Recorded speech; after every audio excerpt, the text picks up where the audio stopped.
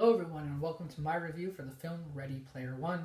I'm obviously very late to this review. This movie was directed by Steven Spielberg, came out kind of earlier this spring, and I have lots of thoughts on this movie, so let's get right into it. So I'm going to of course get the obvious out of the way for this film. Beautiful animation, beautiful landscapes, and beautiful CGI. I mean, these are just obvious things for a film kind of this stature and of this ambition. This movie actually in many ways does remind me of the film Avatar because at the end of the day, it's about humans that turn into video game avatars. And I think in terms of a technical scale, Spielberg has done it in terms of the scope of this film, the grandeur of this film.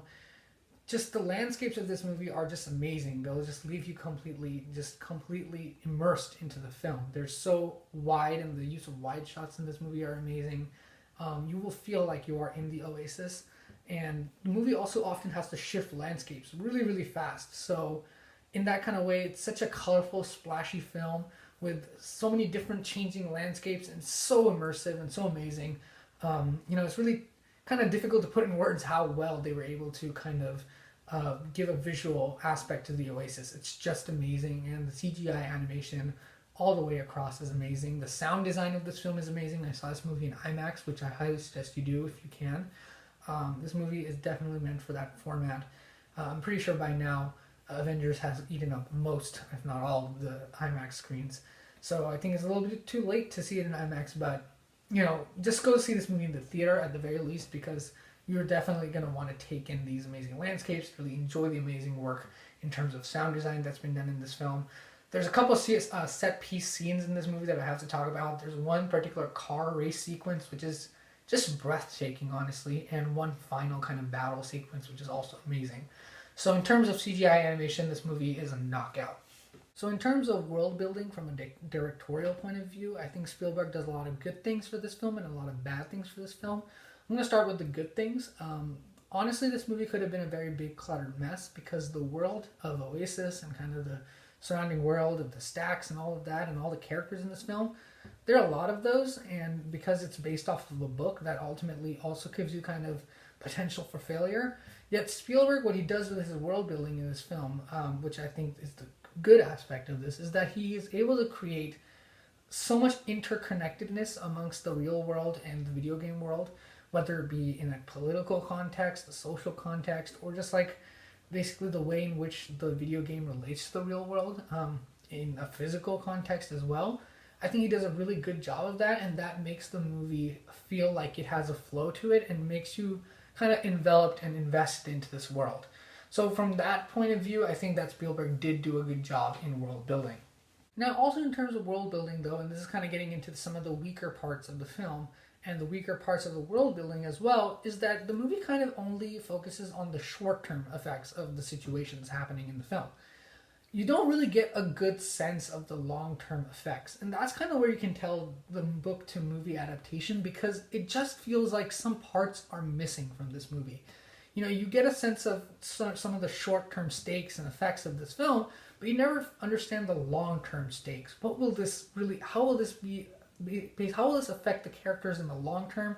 You don't really get a sense of that, and it feels like it's there but just missing, and that's where you can really feel the kind of book to movie adaptation that this movie really is.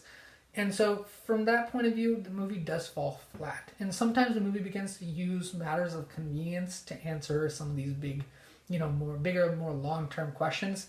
Something will just conveniently happen and then the movie is back in its flow, but honestly, that's kind of lazy, and I hate to say it because Spielberg is such a good director, but there's just some times in this movie where they use convenience or just don't answer big questions, and it kind of feels like parts of this movie are missing, and that kind of ruined the flow for me as an audience member. And not only does it kind of break the flow, the kind of convenience and inability to answer those long-term questions, not only does it break the flow of the movie, it kind of makes the movie feel kind of tedious and stretched.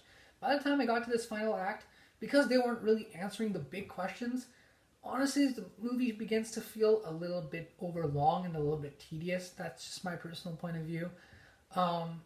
So for me, kind of the inability to answer some of those questions or just use convenience really hurt this film for me a lot. It just made the movie feel a lot more boring because you just don't get a good sense of the stakes of the movie. And when there's no sense of the stakes in the movie, you really care what's happening to the characters, and that did kind of begin to seep into this movie because you never really get a full sense of the long-term stakes.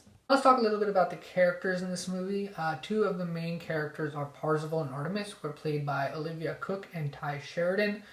Honestly, this movie doesn't have characters with very strong narrative arcs, so there's sometimes not a very strong connection between the character and audience, but I will say that the characters do have a lot of charm.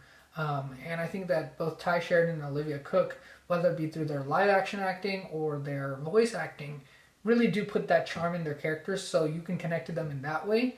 However, that doesn't really make up for the lack of narrative or strength in these characters.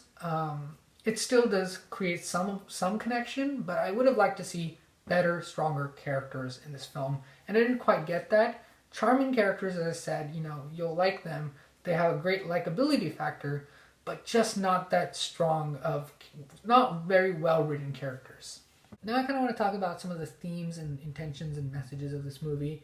And I want to start by talking about one particular scene with Mark Rylance, who's also very good in this movie, that comes towards the end of the film. And I think I won't ruin what that scene is, but I think once you see the film, you'll know what scene I'm talking about. And Steven Spielberg has kept that scene kind of deliberately vague, in my opinion, to kind of get different interpretations from the audience. Personally, I found that, or at least based on my interpretation, I found that scene to be very emotional and actually very well done. But he doesn't answer a lot of questions in that scene, and he leaves a lot of questions unanswered, in fact.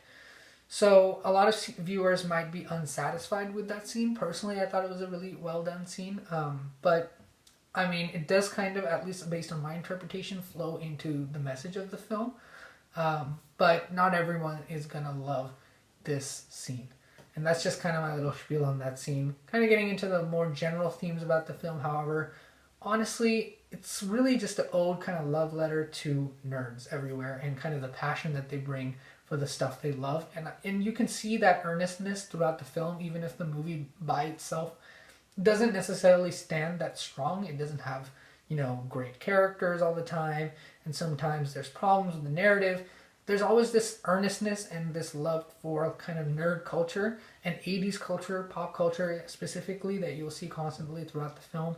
There's one particular scene regarding a Stanley Kubrick movie, which I thoroughly enjoyed as a film nerd. So I think that it's the type of movie where nerds will enjoy it the most, but I think there's something for everyone, especially for nerds, I would say, and especially if you're an 80s nerd. So I think it's a good movie where it was able to demonstrate and kind of relay its love for nerd culture very, very well. And I'd say it's certainly not at all Steven Spielberg's best film, but I would say it is one of his most ambitious. It was a tough film to make, and I think the final product is quite good. I'm going to give Ready Player One a B+. Again, it's not the best movie in the world, but I highly suggest you guys check it out. It's a fun movie, and they've put in a lot of, you can see the ambition and hard work that went into this movie, and I think overall I had a fun time watching it. So be sure to check it out, and be sure to check out all of my videos, and like, comment, subscribe, do all those great things, and I'll see you guys next time.